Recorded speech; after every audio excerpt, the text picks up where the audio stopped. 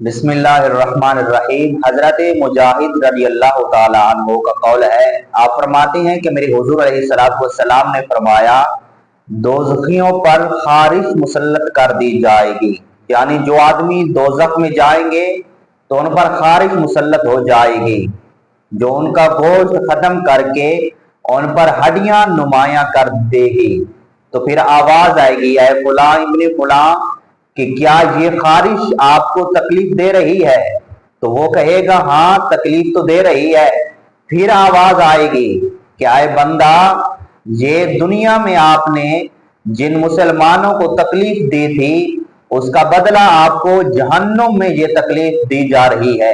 अगर आप ऐसी मूजी अमराज से या जहन्नुम के आजाब से बचना चाहते हैं तो आप मुसलमानों के साथ अच्छा अंदाज रखें, अच्छा हुस्न अखलाक रखें।